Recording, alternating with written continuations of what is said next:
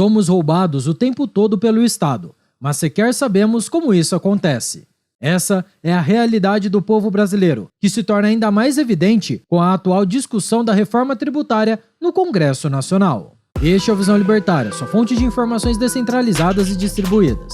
Esse artigo foi escrito por Quintessência, revisado por historiador libertário e narrado por Coreia com K. A tão sonhada reforma tributária, concebida e desejada pelo governo Lula, ainda está tramitando no Congresso Nacional. Após ter sido avaliada e aprovada na Câmara dos Deputados, ela agora precisa ser debatida no Senado Federal. A expectativa é que a votação no Senado aconteça no dia 9 de novembro, com a apresentação do relatório acontecendo já no próximo dia 27.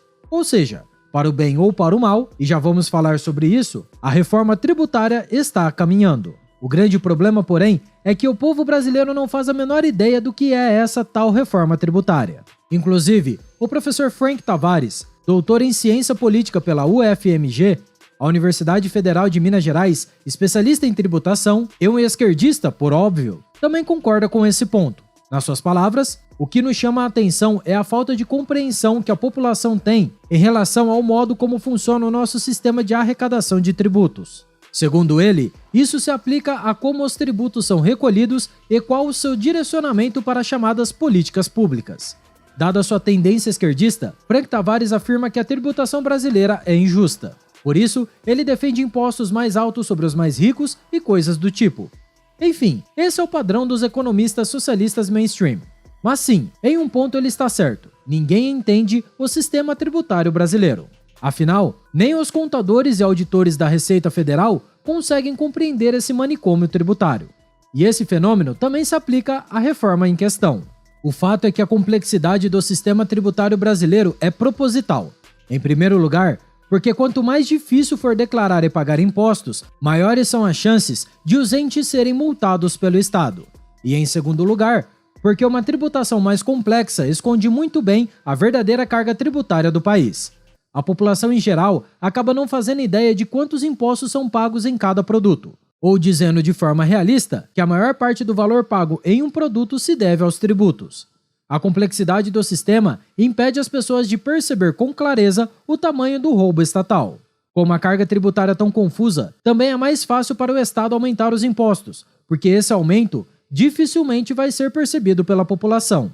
Sim, é verdade que todo mundo percebeu o impacto dos tributos nos combustíveis, principalmente nas últimas semanas. Mas boa parte da população é incapaz de compreender, por exemplo, o impacto desses impostos nos combustíveis em outras áreas da economia. Afinal de contas, um diesel mais caro significa fretes mais caros, preços mais caros para os atacadistas e, no fim da linha, um preço mais alto para o consumidor final.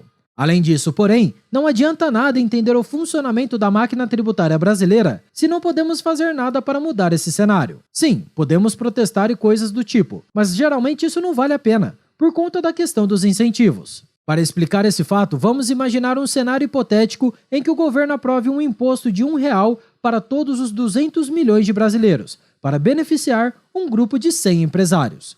Esse tipo de tributação, obviamente, é ultrajante. Brasileiros pobres não têm que sustentar um empresário muito mais rico que a média da população. Porém, o que fazer nesse caso? Tomar as ruas para protestar? Isso não faz sentido do ponto de vista econômico. Ainda que você proteste apenas nas ruas da sua cidade, o tempo e demais recursos gastos nesse ato seriam mais caros que R$1 que você pagaria de imposto. Neste caso, é mais vantajoso simplesmente aceitar a tributação do que protestar contra ela. Por outro lado, os empresários que vão receber a grana dessa expoliação têm todos os incentivos do mundo para fazer lobby para que essa medida seja aprovada. Afinal de contas, se o valor arrecadado pelo Estado for dividido igualmente entre eles, cada um receberá R$2 milhões. Esses empresários poderão inclusive dispor de, digamos, metade dessa grana para incentivar os congressistas a votarem em favor de seus interesses. Afinal de contas, ainda assim os empresários teriam um ganho individual de R$1 milhão.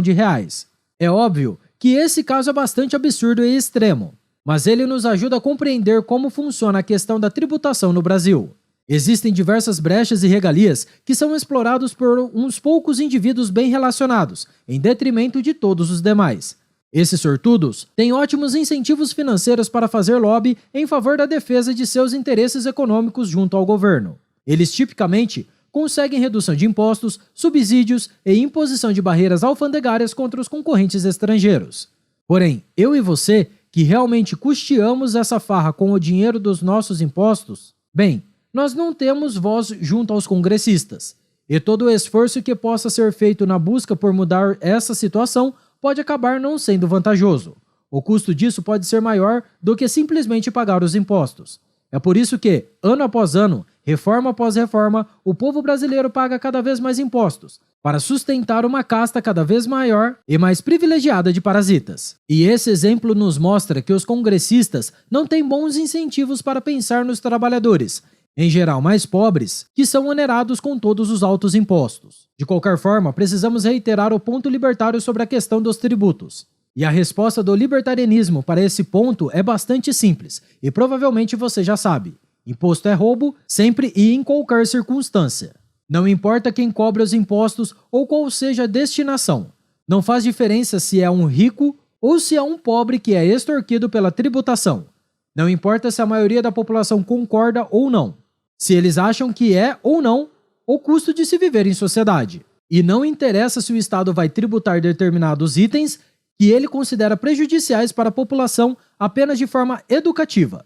Imposto é sempre roubo. Por se tratar de uma tomada violenta dos recursos alheios, ele se configura como uma violação da propriedade privada e, portanto, é um crime de acordo com a ética libertária. É fato que, geralmente, o Estado não usa de violência direta para cobrar impostos. Porém, ele faz isso por meio de ameaça, através de extorsão. Se você não pagar o arrego da máfia, você terá seus bens sequestrados e, no pior dos casos, você será colocado atrás das grades. E se você resistir à prisão, bem, você já sabe qual será o seu destino. É por isso que coisas como aquelas afirmadas pelo professor Dr. Frank Tavares não fazem sentido pela ética libertária. A carga tributária brasileira não é injusta porque incide mais sobre uns do que sobre outros. Ela é injusta por ser uma violência estatal contra indivíduos pacíficos, coisa de máfia criminosa mesmo. E o povo brasileiro não precisa entender a carga tributária. O que ele precisa é parar de ser roubado pelo Estado e ter seu patrimônio integralmente em suas mãos, para dispor dele como bem entender. De qualquer forma, o fato é que a reforma tributária é um mero pretexto para fortalecer a capacidade arrecadatória estatal e não tem nada a ver com aliviar nossos bolsos. O governo coloca alguns chamarizes, alguns atrativos para que as pessoas fiquem mais dóceis à ideia da cobrança de impostos. Muitos liberais, inclusive, caem nessa conversa fiada. É por isso que muitos deles estão defendendo com todas as forças a reforma tributária, afirmando que ela vai simplificar a tributação no Brasil. Porém, isso é apenas uma meia-verdade, ou talvez seja uma mentira inteira. A reforma tributária vai apenas piorar o que já é ruim e aumentar ainda mais os impostos sobre a população. Por isso, era melhor nem fazer a reforma. Quem acredita que o resultado será diferente precisa estudar um pouco mais a história das reformas tributárias no Brasil. Em todas as vezes que esse tipo de medida foi adotada, a coisa ficou ainda pior e o brasileiro passou a ser ainda mais roubado. Um ou outro amigo do rei vai sim conseguir se beneficiar nessa história, mas no geral, todos nós vamos sair perdendo. Por isso vale o recado. Qualquer especialista da área econômica que tenha espaço na grande mídia não é nada além de um arauto estatal. Obrigado por sua audiência. Se você gostou do vídeo, compartilhe em sua rede social. Caso deseje ser avisado de outros vídeos, clique em se inscrever e depois no botão da campainha. Até a próxima e tchau, obrigado.